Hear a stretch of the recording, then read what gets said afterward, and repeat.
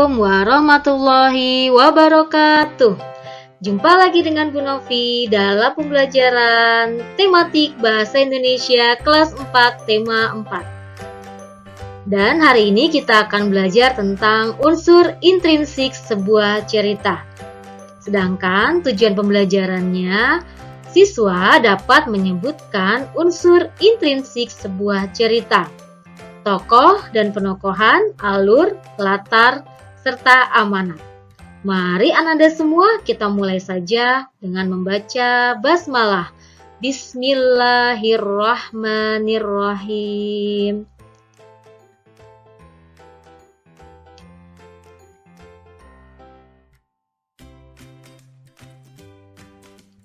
Ananda, siapa yang suka membaca atau mendengarkan cerita? Wah, tentunya kalian senang ya mendengarkan cerita. Pada kesempatan kali ini kita akan membahas tentang dongeng. Dongeng adalah cerita sederhana yang tidak benar-benar terjadi. Dongeng memiliki beberapa bentuk, di antaranya adalah fabel. Fabel adalah cerita yang menggunakan binatang sebagai karakter utamanya. Dan insya Allah kita akan mendengarkan cerita tentang semut dan belalang dari Rumah Juara Indonesia.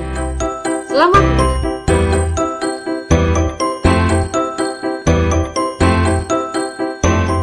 Di tengah hutan, hiduplah kawanan semut yang sangat rajin.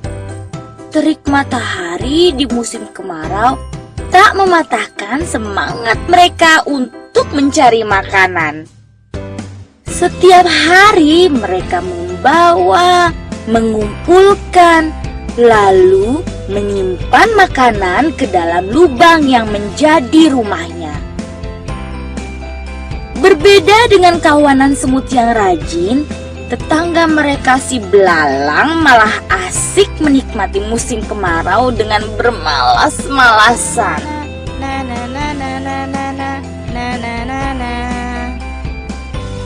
Suatu ketika, kawanan semut rajin itu lewat di depan belalang yang sedang asik bernyanyi sembari memainkan gitar kesayangannya.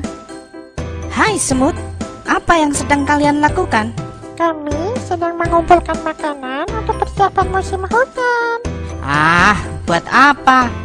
Musim hujan kan masih lama. Lebih baik bersantai dahulu. Ayo sini, bernyanyi bersamaku.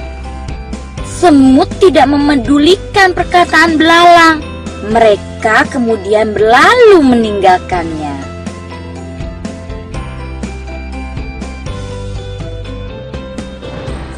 Musim hujan pun akhirnya tiba.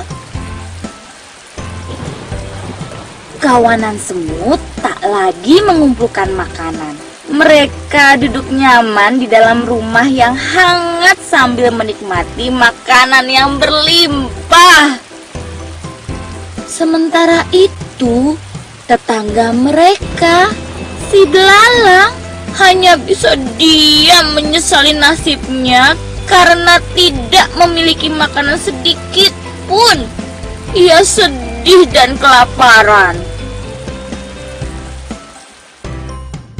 Saat belalang terbaring lemah tak berdaya, datanglah kawanan semut ke rumahnya. Hai belalang, kami membawakan banyak makanan untukmu. Belalang terkejut dengan kedatangan kawanan semut baik hati tersebut. Apalagi mereka membawakannya makanan yang lumayan banyak. Terima kasih ya semut. Aku berjanji, esok akan giat bekerja dan tak bermalas-malasan lagi. Sudah, tak usah bersedih. Ayo, kita makan bersama. Begitulah cerita kawanan semut yang rajin, baik hati serta suka berbagi, dan si belalang yang menyadari bahwa kemalasan akan merugikan diri sendiri. Bagaimana dongeng fabel tersebut? Bagus bukan? Nah, anak-anak, dalam sebuah cerita terdapat unsur-unsurnya, yaitu unsur intrinsik dan unsur ekstrinsik. Unsur ekstrinsik adalah unsur yang membangun cerita dari luar cerita tersebut. Ada gaya bahasa, latar belakang, agama.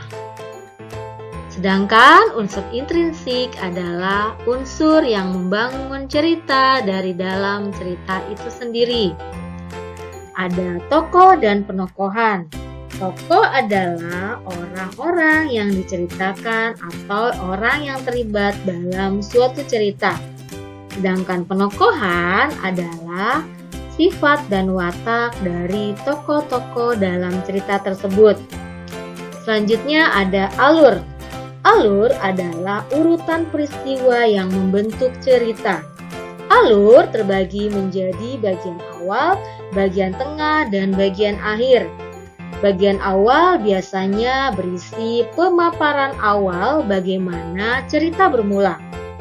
Bagian tengah berisi konflik atau pertikaian yang terjadi. Dan bagian akhir berisi penyelesaian konflik yang terjadi. Selanjutnya ada latar. Latar adalah informasi mengenai waktu, suasana, dan tempat cerita tersebut terjadi. Dan yang terakhir ada amanat.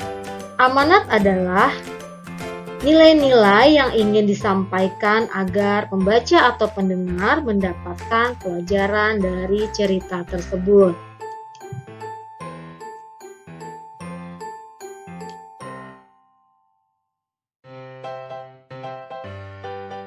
Nah, kita akan membahas unsur intrinsik cerita belalang dan semut yang sudah kalian dengarkan tadi. Tokoh dan penokohannya, tokohnya yaitu belalang dan semut.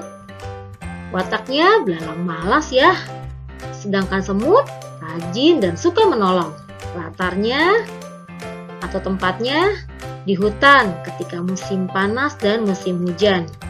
Alurnya atau jalan ceritanya berawal ketika semut yang rajin bekerja mengumpulkan makanan untuk musim hujan. Sedangkan belalang hanya bermalas-malasan, hanya bermain musik saja. Kemudian yang kedua, konflik cerita atau bagian tengahnya, yaitu ketika musim hujan di mana belalang tidak punya makanan dan dia kelaparan. Dan di akhir cerita, semut-semut menolong belalang dengan memberikannya makanan. Dan belalang berjanji akan rajin bekerja juga seperti semut. Sedangkan amanatnya yaitu kita harus menggunakan waktu dengan sebaik-baiknya dengan kegiatan yang bermanfaat. Jangan malas bekerja atau belajar karena malas merugikan diri sendiri seperti si belalang itu ya. Dan yang ketiga, tolonglah teman yang sedang kesusahan.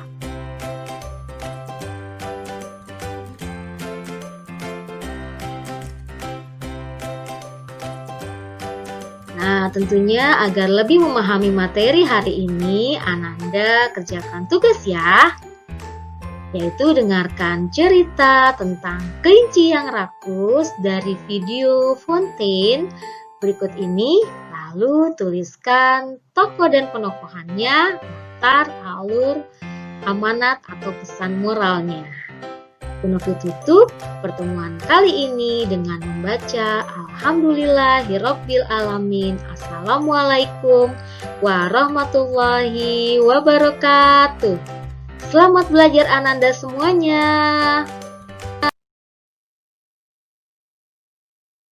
Kelinci yang rakus.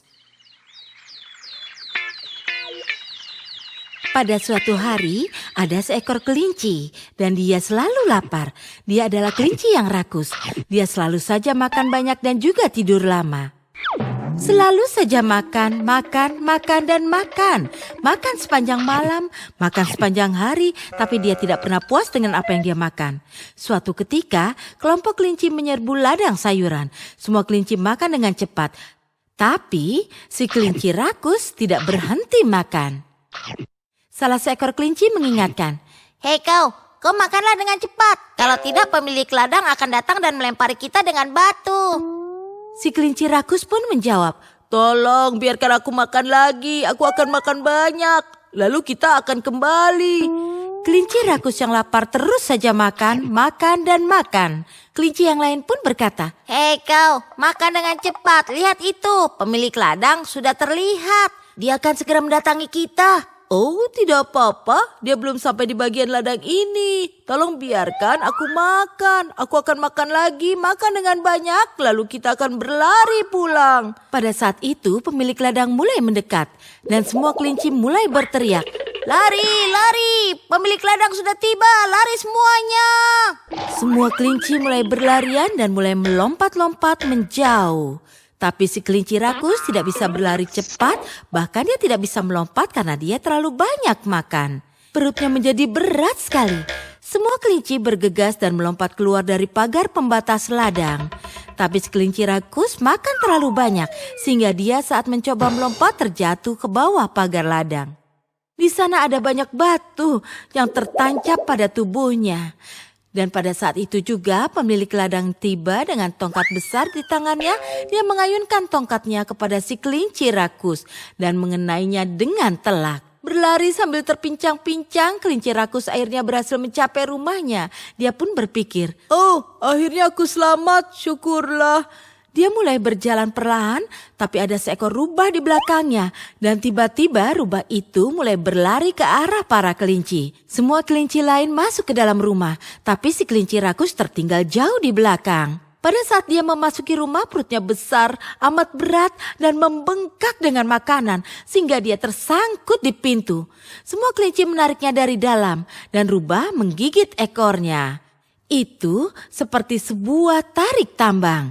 Dan si kelinci rakus mulai berteriak dan menangis, tapi rubah tidak melepasnya. Pada akhirnya ekor kelinci rakus putus. Dan rubah pun terjatuh dengan suara yang keras. Semua kelinci akhirnya berhasil menarik si kelinci rakus ke dalam rumah. Hari ini kebiasaan rakus si kelinci rakus akhirnya membuatnya berada dalam masalah. Nyawanya selamat tapi kehilangan ekornya.